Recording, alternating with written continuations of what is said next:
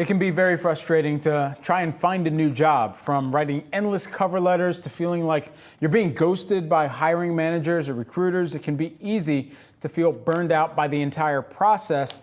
Here to help out with some tips on how to get past those feelings and get you one step closer to your dream job is Andrew McCaskill. We've got LinkedIn career expert here with us back on the program. Andrew, great to see you here. Now, there can be burnout on both sides of this, both looking for a job, you can have burnout in your existing job.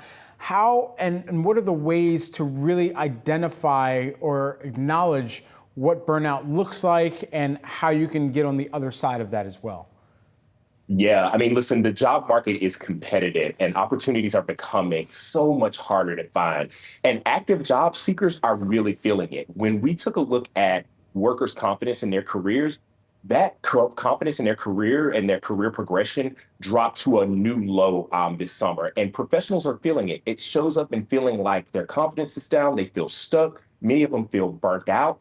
And my advice for folks, if you're feeling burnt out in your current job, right, is one, you got to take a little bit of control. Start to take breaks. A lot of the things that we talk to people about during the pandemic are things that you should be doing now if you're feeling that burnout.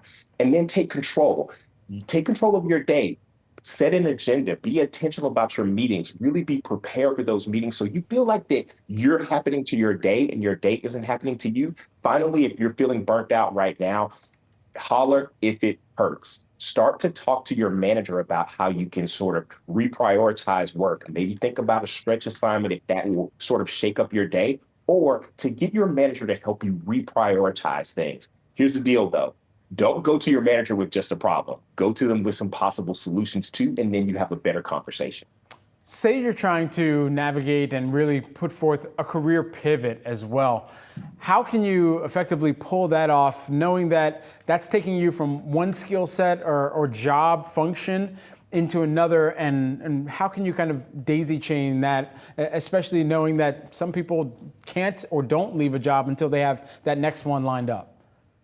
Yeah, I mean, we talked to hiring managers to see why so many of these job seekers and job candidates were feeling like they were getting ghosted or feeling like they weren't getting calls back. And so hiring managers said the number one reason why they were not interviewing candidates is because their skills did not match up. They didn't have the right skills for the role.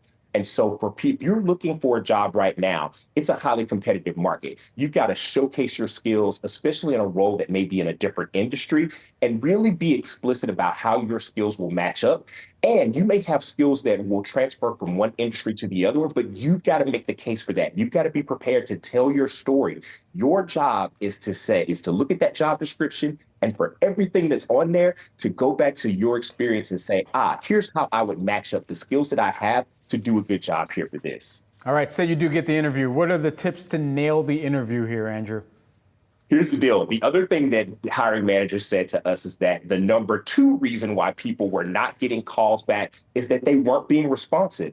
You've got to be responsive. You've got to respond back to that recruiter or that hiring manager. And proofread everything. The details matter now more than ever. You've got to respond in about 24 hours if you get a call back from a recruiter or a hiring manager.